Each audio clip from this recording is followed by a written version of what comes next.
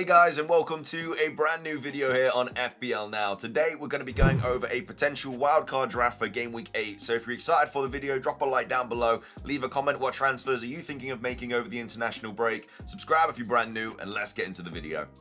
So, starting things off, let's go over goalkeepers and defenders. I'm sticking with Raya and Dubravka in goal. I do still think they are the best combination of goalkeepers you can have in the game right now, but I have seen a lot of people pair Pope with Dubravka, who is still a very good combo, and I do really like Pope from a defensive standpoint and stuff. I'm just going with Raya because I think the fixtures are better, and he's just a sure player in that Arsenal backline. Just like, I mean, Gabriel is and Saliba is, etc. But I just think that Raya is a nice player to have there. So that's the reason I've gone with Raya Dubravka. Obviously, Dubravka's there because he's a 4 mil playing goalkeeper. You can't really get better value for your money than that. I'm surprised he's not 4.1, to be fair. I feel like a lot of people would have brought him in by now. But either way, Raya and Dubravka are between the sticks. Let's move on to the defenders. I've gone for Gabriel, Senesi, Burn, Rodon, and Chalobah as well. So Gabriel just getting another price rise, I think yesterday or the day before, up to 6.3 now. He's going to be very, very expensive, especially after this fixture run that Arsenal have. So I think it's one of those players that you need to, if you're not on wildcard, you kind of need to bring him in if you're going to sooner rather than later. Otherwise, you're going to be paying a lot more for him. Because like I say, they're going to be keeping a lot more clean sheets over the next few fixtures that they've got coming up. Fulham away this week is probably the hardest one they've got, but then after that, they've got like Burnley and Sunderland away very soon. So like I say, you're expecting 2 clean sheets for Arsenal there.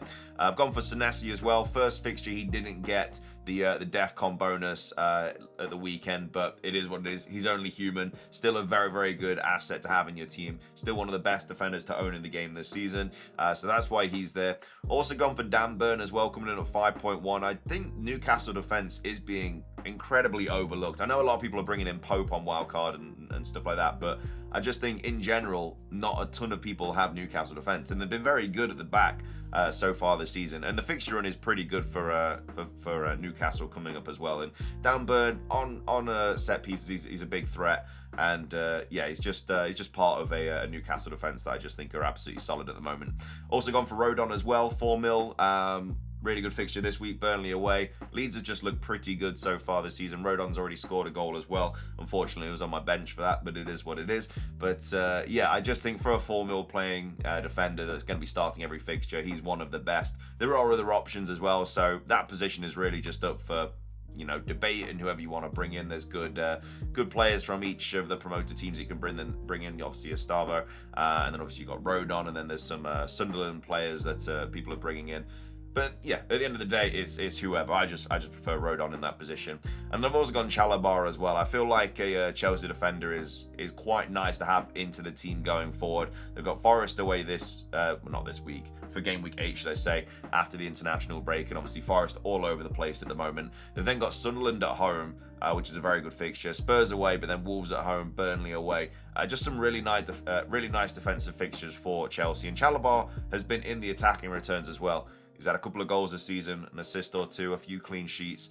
Yeah, I just really like him as an option. Obviously, he did get that red card, but he's not suspended anymore, so he's fine to bring into your team.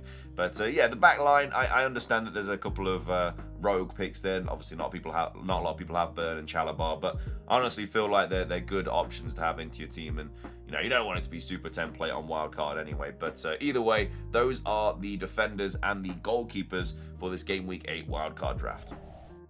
Moving on, let's go over the midfielders for the Game Week 8 wildcard draft. This is kind of template, but a lot of penalty takers.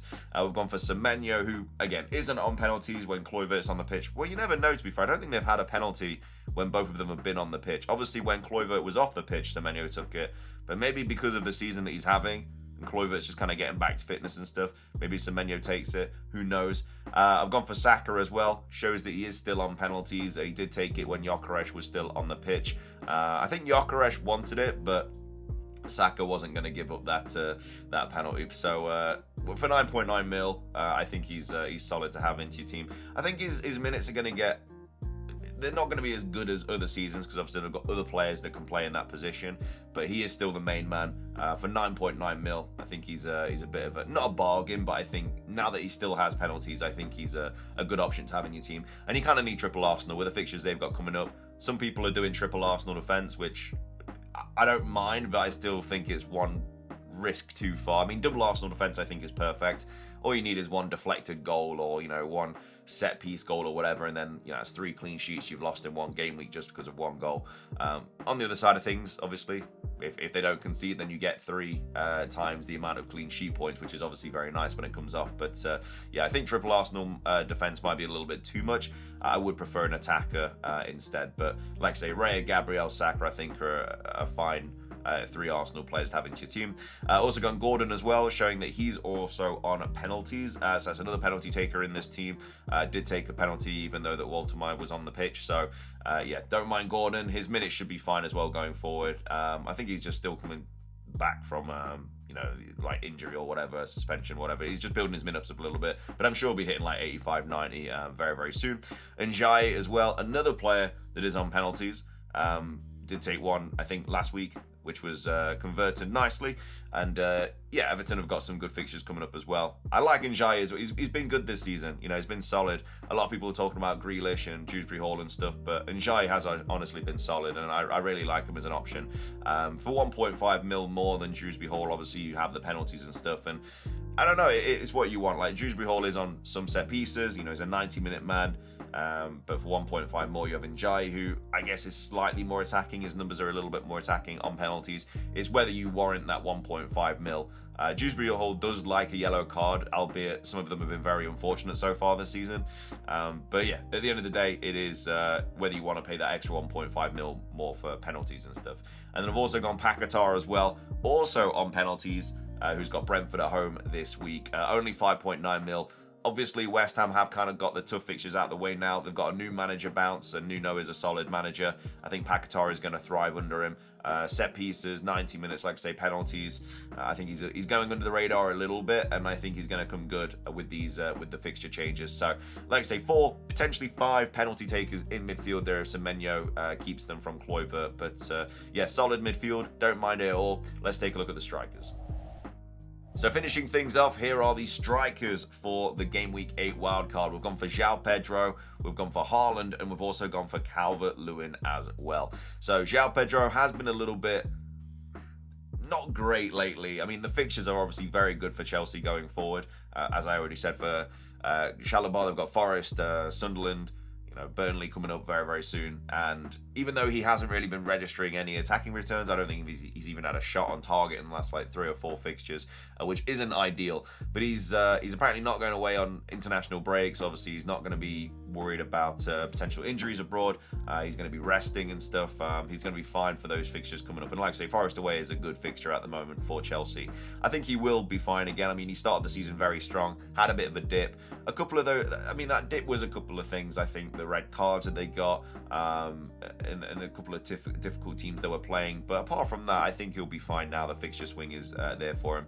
Haaland is in. Obviously, he's just unreal at the moment. One of the best strikers, well, probably the best player in the league at the moment so far this season. One of the best strikers in the world right now. His goals to games are ridiculous, and it looks like he's only going to get better and better. And I've also gone Calvert-Lewin as well as a little bit of a rogue pick. He is playing 90 minutes. I know he's a bit of an injury scare all the time, but for a 5.5 mil striker playing in that Leeds team, I don't mind him at all. There is 0.9 mil in the bank. With my draft, you might have a bit more than that, might have a little bit less. So you could upgrade into, you know, like a Thiago or somebody from Brentford. But I just like Calvert-Lewin. You can play Calvert-Lewin this week as well. Like Njai's got City away.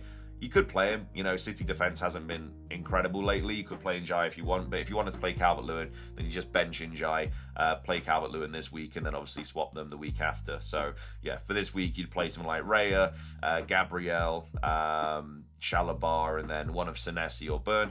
It's a bit of a headache this week, a benching headache with this team, but it is what it is. And then you play Semenyo, Saka, Gordon, Paquetá, and then you play João Pedro, Haaland, and Calvert-Lewin. So that would be the kind of how the team shapes up this week. But yeah, I don't mind it. There's a couple of rogue picks there, a couple of players that a lot of people aren't going to be picking on wildcard that I don't mind. Fixtures are all looking good for them. I think it's a decent little wildcard draft. It's something I'd go with if I was on one this week. But either either way, that is going to be everything for today's video. I hope you guys enjoyed it. If you did, please do consider leaving a like down below. Let me know in the comment section down below what transfers you making this week. Subscribe if you're brand new, ring the notification bell. Have a great rest of your day, and until next time, peace.